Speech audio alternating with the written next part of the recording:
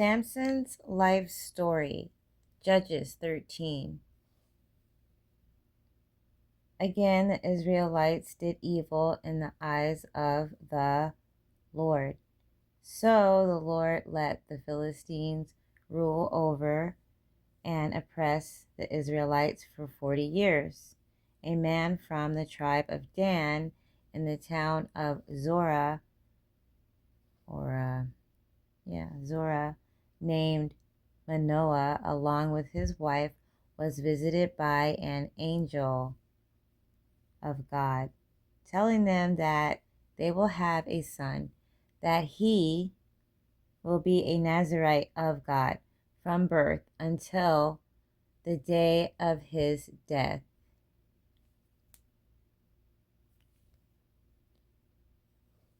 So then the angel told them not to drink or eat anything unclean. Well, really the woman, but told the man not to give her anything unclean and not to drink any alcohol. Fermented drinks is what it said. So back then it was berries, juice from like berries and fruits that were left out a lot, which would turn into alcohol. And so anyway, while he was in the womb, but she could drink after he got out. So the angel also said no razors is to be used on his head, no scissors or razors.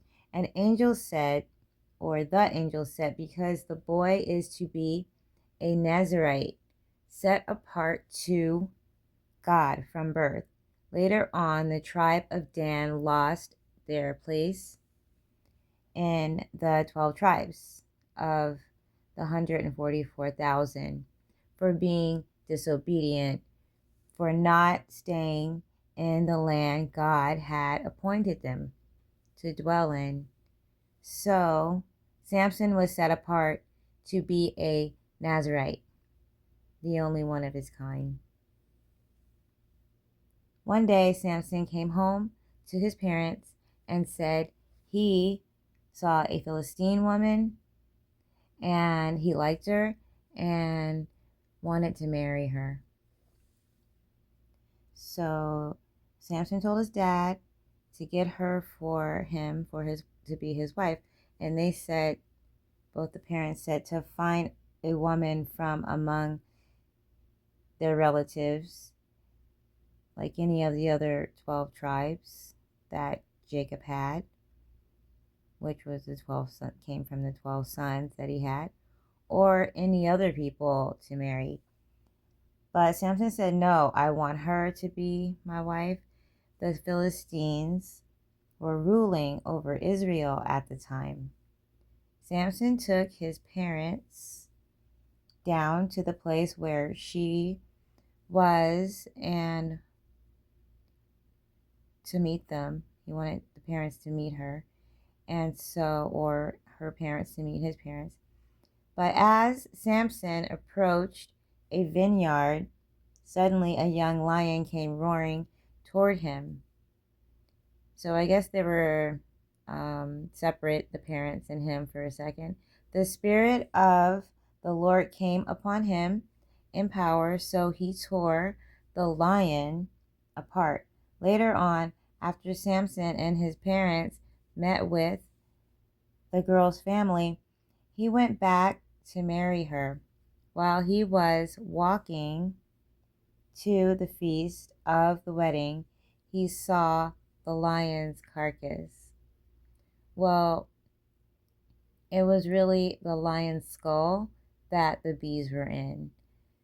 So he noticed that he had tore it apart, and the skull was there, and it had honey dripping from it, because I guess the bees set up shop there, and from it. So Samson, he ate some and he gave some to his parents.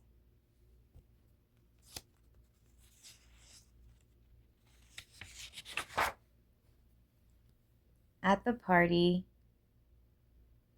Samson told 30 men a riddle. That's the wedding party.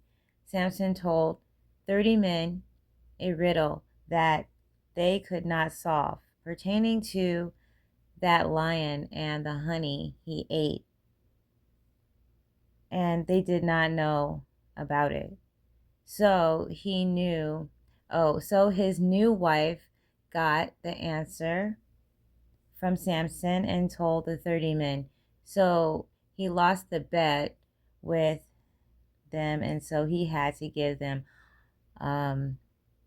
he had to give them all some clothes, and he went out and he had to do a lot of stuff that day. I guess he had, I don't know if he stole the clothes from other people or, anyway. So as Samson returned to his wife at his dad's house, he found out that she was given to the friend who attended him. He had a friend that attended his wedding, and apparently his dad gave, not his dad, her dad, I'm sorry, put her instead of his dad. Oh no, he went to his dad, but then he found out that her dad gave her over to be married to his friend that attended the wedding. So Samson went over to her dad's house to get his wife back, but the dad said, "No, I gave her to your friend." Samson lost it. So then he went out and caught 300 foxes and tied their tails together, torched them, and he let the foxes loose as they ran around with the fire on their tails. All the grain, together with the vineyards and the olive groves, all burned up. The Philistines found out what Samson did, so they burned his wife's family's house, and they all died, including the wife. After knowing that his wife was dead, he attacked the Philistines viciously and slaughtered many of them. Then he went down in a cave and stayed there.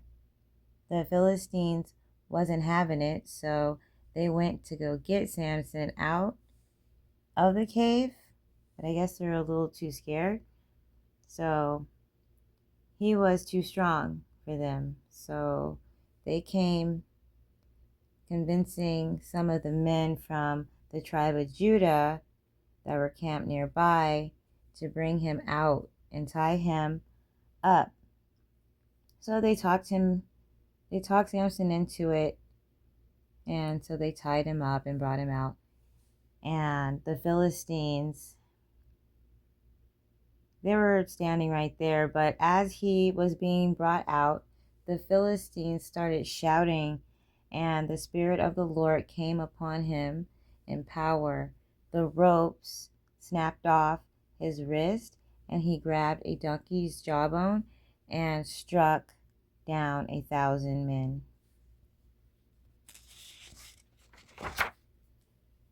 Samson was thirsty, so he called out to God for water to drink. So God opened up the hollow place in Lee, a stream of water from a split rock in the valley. Then Samson went down to Gaza. He met another Philistine woman named Delilah. Samson and Delilah fell in love. The rulers of the Philistines found out about them and paid Delilah to find out his secret power source, how he got so much strength or gets so much strength. He tried to get the secret, she tried to get the secret 3 times from Samson, but nothing worked to take his power away because he wasn't telling her the truth. So he told her finally, because she wasn't leaving him alone. So Delilah cried and pestered Samson to tell her the truth on how he is so strong. He told her the truth. No one has ever cut my hair. His strength was from his hair not being cut. So she let the Philistines know, and they gave her more money and waited close by for Samson to fall asleep in her lap. While he was asleep, Delilah called a man to shave his head, cutting off the 7 long braids. They were dreadlocks, I think. Anyway, he had then tied Samson up, and his strength left him. The Philistines captured Samson and made him blind by taking out his eyes. He was put in prison in Gaza. His hair was starting to grow back after it had been shaved, so was his strength. His strength was coming back with his hair. The rulers of the Philistines assembled a celebration to their God for delivering Samson into their hands at the temple. They brought Samson out and shouted with joy on him being powerless. But he called out to God for strength one last time while leaning on the pillars. Samson pushed so hard that the 2 central pillars caved in and crushed everyone that was in the temple at the time. Samson ultimately killed many more Philistines when he died than while he lived. Samson vindicated his wife's death, his eyesight, and the oppression of the Israelites by the Philistines, by all the Philistines getting crushed by the pillars. The end.